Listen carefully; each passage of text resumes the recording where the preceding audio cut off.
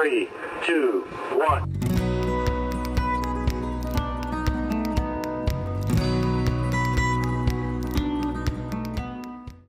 Well, I know the lights suck in here, but I had to pull some stuff apart, so I think I'm gonna.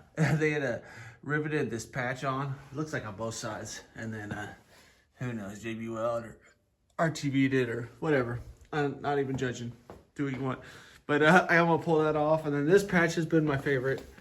They riveted a patch on the outside. I'm pretty sure there's one on the other side, but it's gonna be way too dark to see that. So I'm just gonna pull some of these off. I just want to see what's behind them, and then I'm gonna try to get this mirror arm off. I'm trying to decide if I'm just gonna waste the arm. I don't plan on using this arm. I plan on getting a spotlight that has a mirror on one side and then spotlight on the other, and just run those mirrors because I don't really like the mirrors on these trucks, to tell you the truth, because the arms are not the same on both sides. So, you know, I pulled apart the clutch, brake pedal, set up. What happened is I I broke my vise, which is pretty exciting. And then I wanted to throw the leaf springs underneath today, but they're outside and they're frozen to the ground. So I think now I'm gonna have to do some running board brackets, which is fine. It's not like there's not enough work to do on this thing. But another exciting thing is I found a one of the like 216 air cleaners today, and I know like obviously this thing is not very purity correct in any way, but hopefully I'll run it. If not, I'll sell it. You know, they're nice, and they go for a lot of money. So at least it'd make the engine look a little more period correct, you know, except for that gigantic AC compressor sitting on top. So let's get to it.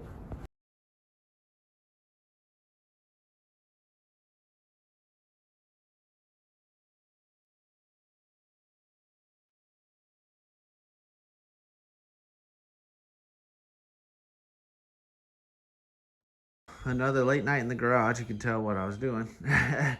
Getting distracted. Wire wheel. I'm trying to find out where the metal starts, you know, and where the rust stops. I have patch panels for these sides. I still need a wire wheel up in the firewall a little bit, but you can tell, obviously, I have a lot of rust issues around this vent, which sucks. So I might try to make that vent, but I also have to patch around it, so it's like, do I just fill it in? Which I don't like, because I like leaving the original stuff, but we'll see. And then, you know, you can tell there's a lot of lead work on these from the factory. And I think I'm gonna do bare metal and then just clear it. And whoever primered this door, thank you, because it barely stuck on there. It was so quick to get all that off, but the back wasn't so quick. And then you can tell it's kind of, well, you probably can't tell, but it's it seems a little buckled in here, but kind of pushed in back here where all the rust and issues are. This is my biggest issue, is there's supposed to be kind of a little body line seam here. Well, obviously it dies off into this cave of rust back here. And I thought about bringing the fender up and just getting rid of all that, but I think I'm just gonna make it flat. I don't really care for that ridge, to tell you the truth.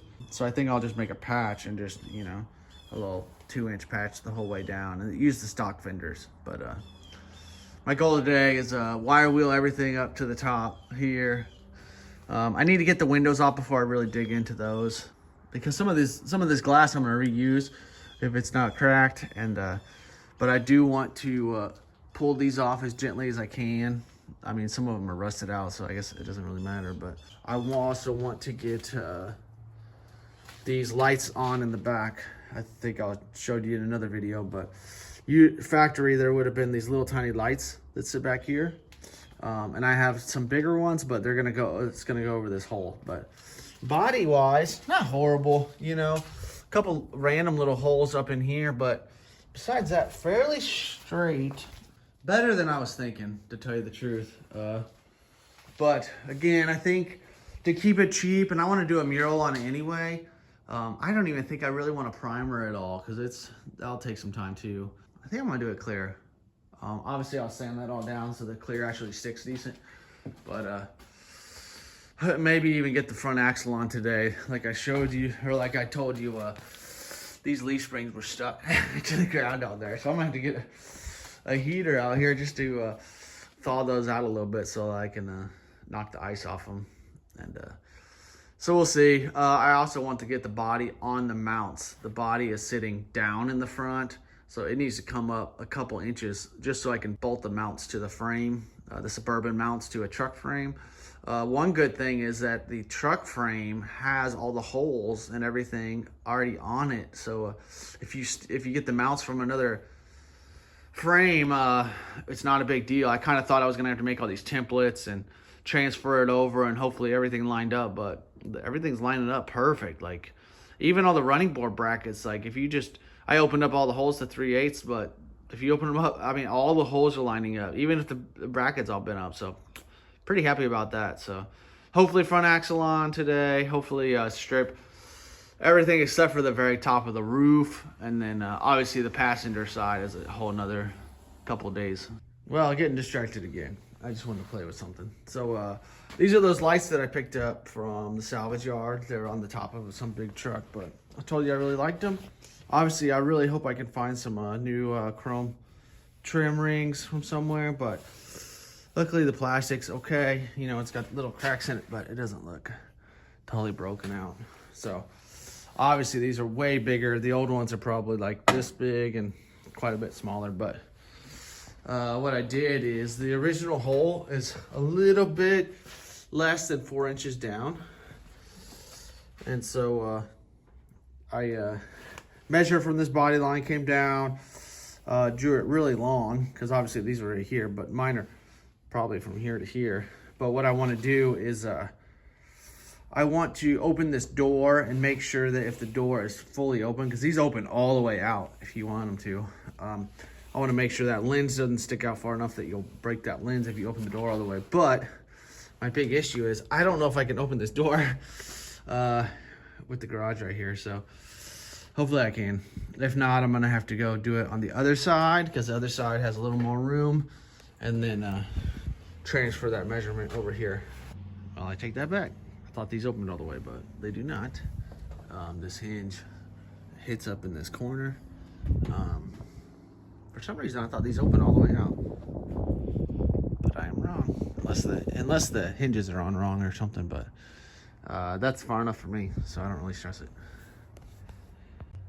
Well, she definitely sticks out more than she should, but I don't mind it. I hit it with a little bit of this like polishing stuff, but sits up, covers up that old hole. Yeah, sticks out a little farther, but not bad. Once the fender comes on, the fender's gonna come out too, so it won't look as drastic, but it'll be all right. Still gotta do the other one. It's kind of a little detail. I just can't believe it matches up that close. I still gotta make a little gasket for that, but you know, good enough. Again, not really going rat rod style, but I am going cheap. So, tell me what you guys think. Is it too much? Does it look like a 50s rockabilly thing? Hopefully, from the side.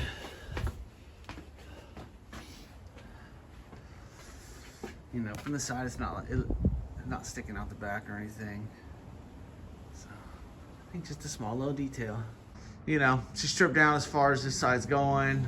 I actually just got the body, the front two body mount, or the middle two body mounts in place.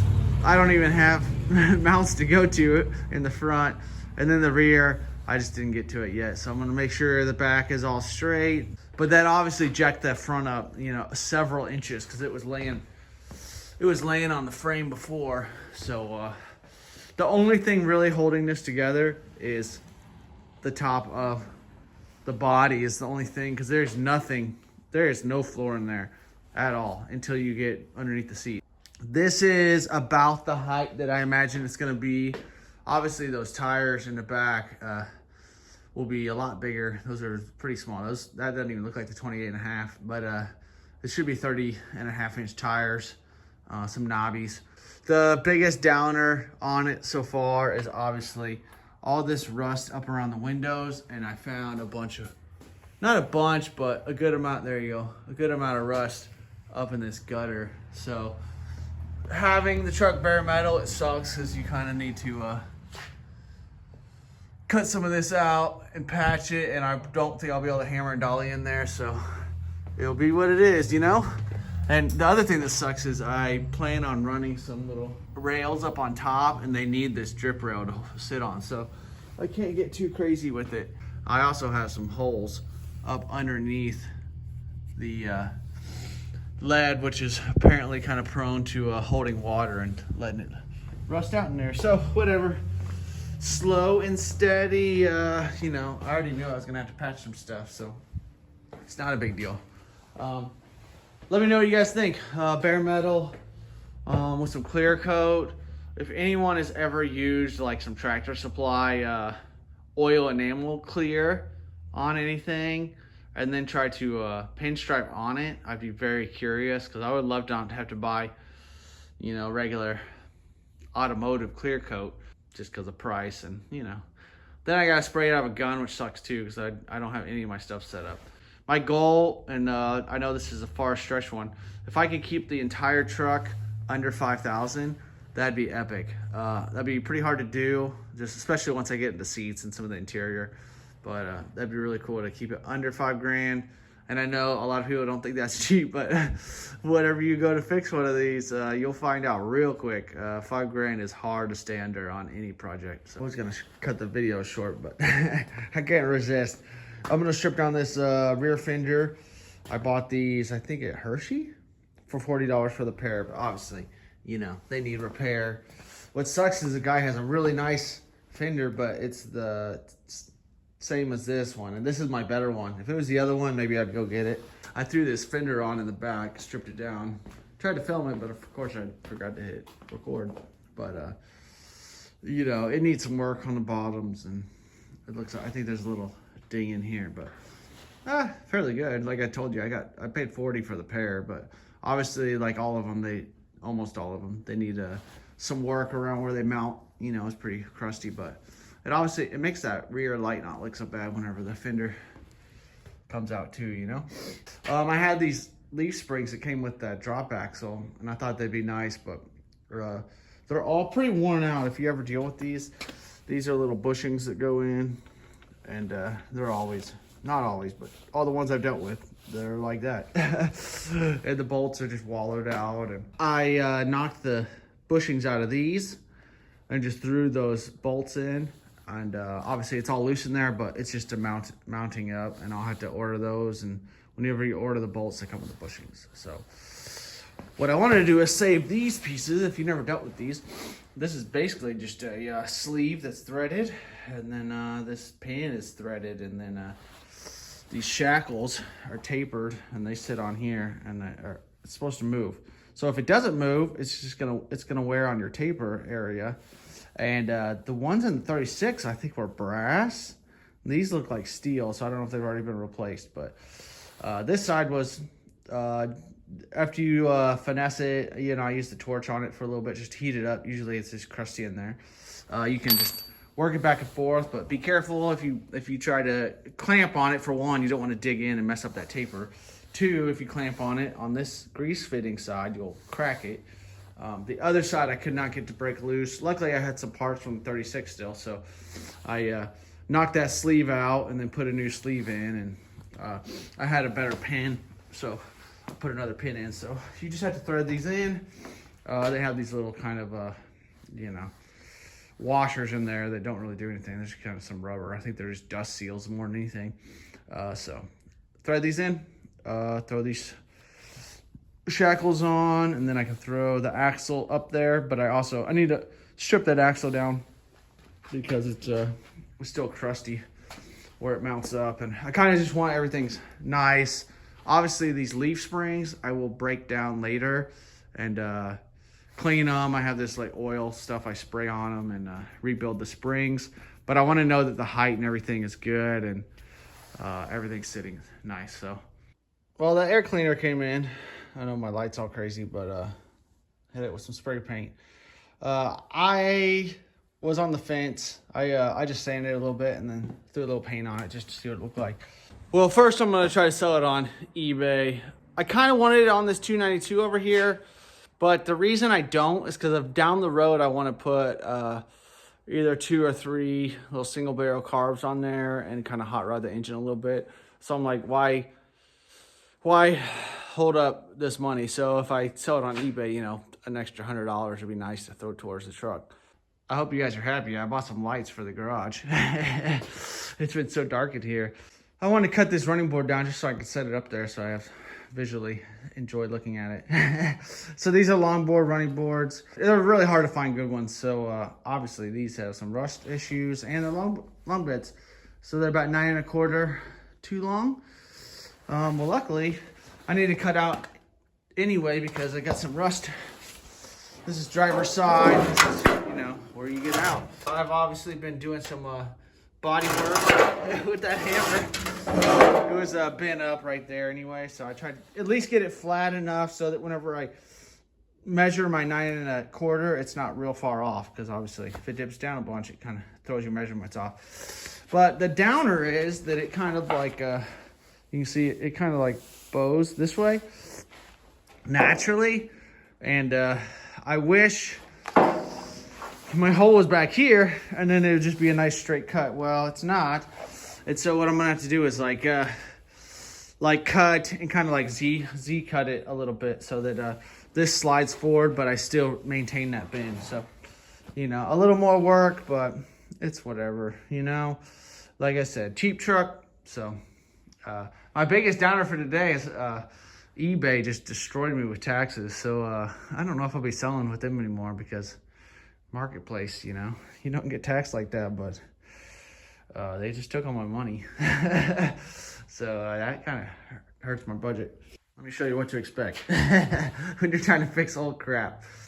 So this running board, obviously I cut the 9 1/4 out, and this is the stuff that's coming out. Obviously not great. So good riddance. And like I said, I had to kind of Z it just so I could keep that bend in. But to get it to line up, you could tell I have it lined up, but way out here it was smashed in. So you can tell that's how far it's smashed in. So that's gonna be super fun. I'm gonna obviously like hammer and dolly all this and get all this to sit flush, and then weld it all up and grind it down. Another tip, I always try to leave my seam on top of a ridge. That way whenever I go to grind it, I'm not trying to get down into a crevice. So everything else is kind of, you know, lining up pretty good. It kind of had more of a gap here than I wanted, but I'll fill that in with weld, you know. But once I weld all this in, I'm gonna have to like just try to hammer. I'll probably get a piece of tubing or something and kind of hammer that roll back in, and hopefully it's not super horrible to do. But I knew I was gonna have to work on this edge, because both of them, that edge is pretty beat up. But it's not horrible in the back, but up front they must have got something good. So I just wanted to make sure that whenever you see it, you don't see a big old joggle in it or the big dip in it. And obviously you'll be able to tell, especially if I do it bare metal, you'll be able to tell I welded it. You know, I'm not that great, and I wouldn't even want to put that much time into it, to tell you the truth. Still has some pinholes, you know, I'm gonna have to fill in a couple things here and there. I actually wish I had to cut out a little more, because that's as far as I could get into the bad area. So front axle's in, so, you know, stock axle with the CCP disc brakes. I just threw the shocks on to get them out of the way, and just to put them up there visually to see. I'm waiting on mounts. I'm gonna order some mounts. My old ones are all rusted and cracked, so get new mounts. Running boards on and off. Obviously there'll be a lot more fine tuning whenever I have both my fenders on and everything's totally sitting right. But just to get a quick glimpse, and then next video I'm gonna try to finish weld all those. Do the passenger side that's sitting up underneath there. Fenders on, and then I cut out this, or I'm gonna cut out that patch next time. Obviously didn't get to it, but you know, slow and steady. A lot of work, a lot of late nights. So I want to do this quick. Obviously I need to paint it, but I gotta get the temperature in here because it's let's see, where am I at? Oh, I'm a nice I'm like 36 36 today, 34. It's been a wind chill of 4 outside lately, so I've been dying in here. Let me know what you guys think of the Suburban all stripped down naked, you know? If you think I should do that, or if you think I should prime it. Painting it is probably out of the question unless I win the lottery or you guys start donating a ton of money and time to me, because it would just take so long, and I'm not good at it anyways. I'm gonna try to go pick up that transmission Sunday, so maybe next week we'll be fitting the engine and tranny in just to see if I need to cut any of the firewall out, which I don't mind, obviously, because patching things and metalwork on this should not be scary because it's a rust bucket, you know? It doesn't have to be perfect. I do want it nice, but it doesn't have to be perfect. I'm actually gonna use old metal to do my patches. Usually on these 67s, whenever I scrap one, I cut the roof out, I cut all the extra metal off, and it kind of gives you some body lines and some bead rolls and stuff, you know, so that it has some strength. So I have some curved roof panels that I think I'm gonna use as my patch panels back behind those fenders back there, which would be fine. You don't see any of that stuff. If you do, I don't care about your opinion anyway. So I hope you guys enjoy watching quick little build. For all you guys that want to do these super high-end builds, you better have you know, 200 grand sitting around and tons of time, and you're gonna be 80 by the time you're done with your build. So quick, dirty, get it done, drive it. You know, if you don't drive these things, they're not fun. Working on it is fun, but eventually you do want to drive one, I would think. So thanks for watching. Later.